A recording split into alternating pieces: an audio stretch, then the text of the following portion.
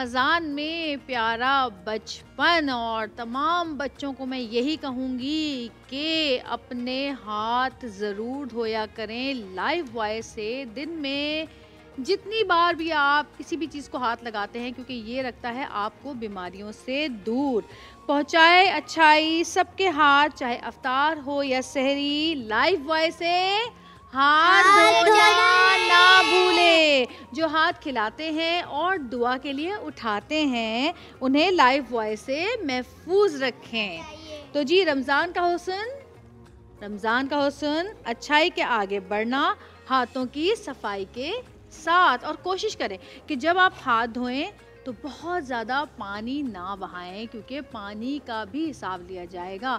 अगर आप ज़्यादा पानी बहाते हैं तो उसका भी हिसाब किताब होगा आपसे कि आप इतना ज़्यादा पानी क्यों बहाते हैं। कैसे हैं आप सब लोग? अल्हम्दुलिल्लाह।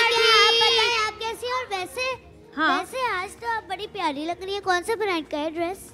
ये मेरी बहुत प्यारी दोस्त हैं मोना इमरान। बहुत ज़बरदस्ती मांग मांग के छीन छीन के पहना उससे। बहुत कंजूस है, कपड़े नहीं देती मुझे पहनने के लिए।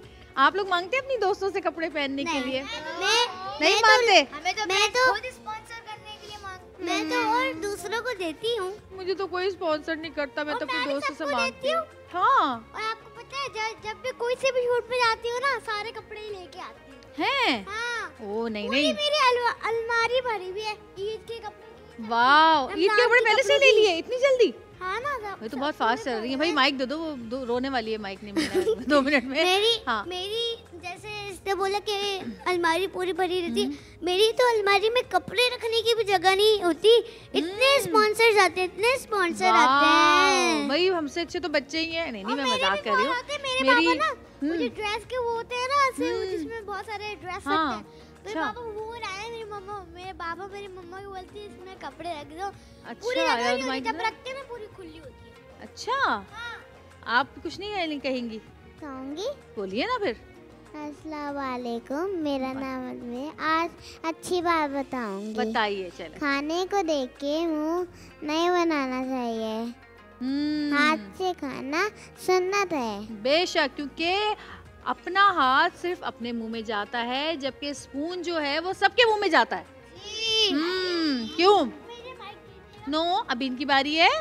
मुझे पता है तुमने बहुत बोला है, उसको दूंगी। रुक जाओ ना, बात करने दो। वो सबसे कम बोलता है, मजा आता है। हाँ बोले हैं बाप, क्या कह रहे थे? मैं आप लोगों से एक सवाल करना चाहता हूँ। यार ये सवाल जवाब का सिलसिला, चलो बोले, पूछे। एक भूल गया एक भूल गया। लाइए, मैं आपसे एक सवाल पूछूं? जी पूछें। ऐसा कौन सा फल है जिसको हम खरीद नहीं सकते? खरीद नहीं सकते? सबर का फल। सबर का फल ही होता है। मेहनत का फल। सही जवाब। दोनों का ही हो सकता है। नहीं, कोई नहीं, बेईमानी नहीं करो। सबर का भी हो सकता है। Dragon fruit. हाँ, वो कौन सी सूरत है जिसको आप 3 मरतबा पढ़ें और पूरे एक कुरान का सवाब मिलता है? मुझे पता है, सूरतुल इखलास। हाँ, जवाब दुरुस्त। अच्छा जी, अब हाँ बोले, चले बोले। ऐसी कौन सी चीज़ है जो पूरे दिन चलते सिर्फ एक दफा रुकती है? थोड़े मिनट के लिए रुकती है। मैं नहीं फिर नहीं ना। ट्रेन ना, एक दफा के लिखती है ना, अच्छा चले, अब मुझे बात करने दो भाई। अब चलो, अब मेरी बारी है। अच्छा, आप लोगों को घर में आपको कोई कहानियां सुनाता है? जी। कौन सुनाता है? मेरे बाबा। कभी मुझे मेरे बाबा सुनाते हैं, और जब मैं अपनी नानी के घर जाती हूँ तो कभी वो भी सुनाती हैं। मेरी अम्मी सुनाती है मुझे तो रात को। अच्छा मुझे मेरे बाबा सुनाते। अच्छा, जब मैं छोटी थी तो मुझे मेरी अम्मी, मेरे अब्बू, मेरी दादी जान, मेरी फुप्पो सब मुझे कहानियाँ सुनाया करते थे। फिर जब मैं थोड़ी सी बड़ी हुई तो मैंने फिर खुद कहानियाँ पढ़नी शुरू की। और आपको पता है मैं कहाँ कहानियाँ पढ़ती थी? ये बुक मेरे हाथ में देख रहे हैं आप? जी। हमदर्द नौनिहाल। ये रिसाला है हमदर्द वालों का, नौनिहाल, जिसकी मैंने बचपन में बहुत कहानियाँ पढ़ी हैं। और आप यकीन माने, इनकी जो कहानियाँ होती हैं ना, उनमें बहुत अच्छा मैसेज होता है, सबक होता है। और जब आप वो पढ़ते हैं ना, जब बचपन में आप पढ़ते हैं तो वो जहन में आपके बस जाती हैं। मतलब हम लोग कोई अच्छी अच्छी चीजें भी सीख सकते जी, हैं। इसमें कोई भी कहानी ऐसी नहीं है जो सबक आमोज ना हो। मुझे आपसे 4 और सवाल पूछने। 1 मिनट पहले मेरी बात। ये मैंने भी बहुत बार पढ़ी है। पढ़ी है ना? तो आज मैं आपको कहानी सुनाने वाली हूँ। एक ऐसी कहानी है कि जिसको देखिए, कहानियों के अलावा आपको पता है कि बुक्स पढ़ना बहुत ज़रूरी है। जी। जानते हैं आप लोग ये? आपको पता है मेरे पास इतनी बुक्स हैं और मैं बुक्स ज़रूर पढ़ती हूँ। कहते हैं कि किताब आपकी सबसे अच्छी दोस्त होती है। आपको पता है मेरे पास पता है आपको? आपको पता है मैं बिकन हाउस पे पढ़ती हूँ। मेरे पास ना बिकन हाउस की इतनी सारी बुक है, वो जगह ही नहीं होती, सारी वो निकल के जमीन में पड़ मेरे को जाती है। मेरे ज़मीन पे मुझे नहीं आपसे डालते, बुक्स को कभी ज़मीन पे नहीं डालते। इसलिए मैं इसको चूम के वापस रखती हूँ, तो वापस निकलती रहती है। अच्छा, बहुत सारी बुक्स ऐसी होती हैं कि जिनमें आपको ऐसी कहानियाँ सुनने को मिलती हैं जो जिससे आपको कोई अच्छी बात पता चलती है, और बहुत सारी बुक्स ऐसी होती हैं जिनमें बड़े बड़े लोगों के बड़ी बड़ी बातें और छोटे छोटे लोगों की भी बड़ी बड़ी बातें आपको मिलती हैं। जिन लोगों को कोई नहीं जानता वो भी कभी कभी बहुत अच्छी बात कर जाते हैं, और वो बातें लोग अपने बुक्स में लिखते हैं कि मेरे किसी दोस्त ने किसी दिन मुझे ये बात बताई थी। तो आज मैं आपको बड़ी अच्छी अच्छी बातें बताने वाली हूँ जो कि हमें हमदर्द का नौनिहाल सिखाता है वक्त की अहमियत। वक्त की अहमियत क्या है? हमें वक्त की पाबंदी करनी चाहिए, नमाज के वक्त हर चीज़ की, हर वक्त की पाबंदी करनी चाहिए। जाया नहीं करना और आपको पता है जो नौनिहाल के बानी थे हकीम मोहम्मद सईद साहब, वो भी वक्त की बहुत पाबंदी करते थे, उस पर जोर देते थे। वो कहते थे कि वक्त अल्लाह पाक की अमानत है, इसको ज़ाया नहीं करना चाहिए। जैसे अभी मैंने आपसे कहा कि पानी ज़ाया नहीं करना चाहिए, कोई भी चीज़ आपको ज़ाया नहीं करनी चाहिए। हाँ, तो वक्त को ज़ाया नहीं करना चाहिए। हमें दिन में, बेटा जब मैं बोलती हूँ बीच में नहीं बोलते बड़ों के बीच में, ठीक है? हमें दिन में 24 घंटे मिलते हैं जिसमें से हम बेहतरीन काम कर सकते हैं। 24 आवर्स सोने के बाद, अगर हम बात करते हैं कि हम अगर सो रहे हैं, सोने के बाद हम बहुत अच्छा, और कहते हैं ज़्यादा सोना भी नहीं चाहिए, क्योंकि कहते हैं जो सोता है वो खोता है। समझ गए ना? वो वाला खोता नहीं, खोने वाला खोता। समझ गए? अच्छा जी, वक्त कुछ नया सीख सकते हैं हम। अपने वक्त को इस चीज़ में लगा सकते हैं कि हम बुक्स पढ़ रहे हैं या हम कुछ सीख रहे हैं, तो वो वक्त जो हम ज़ाया कर रहे हैं वो हम कुछ नया सीखने में भी लगा सकते हैं। वर्जिश कर सकते हैं, अपनी हेल्थ का ख्याल रख सकते हैं, उस वक्त में घर के कामों में हिस्सा ले सकते हैं, अपने बड़ों का हाथ बटा सकते हैं कामों में। वक्त की कदर करना बहुत बहुत ज़रूरी है, क्योंकि वक्त किसी को मुड़कर नहीं देखता।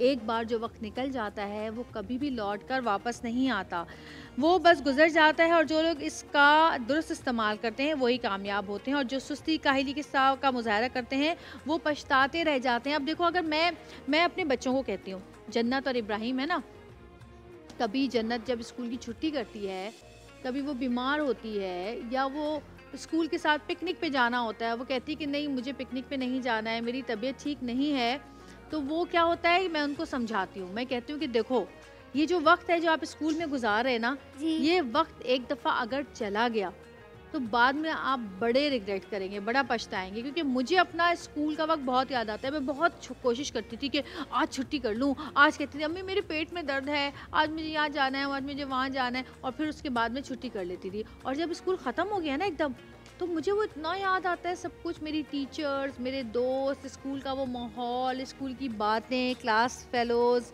और बहुत सारे ऐसे लोग जिनसे हम मुकाबला करते थे पढ़ाई में, बहुत याद आते हैं। तो अब आप लोगों ने क्या करना है, वक्त की पाबंदी रखनी है और वक्त की कदर भी करनी है सबने। आप क्या कह रही थी?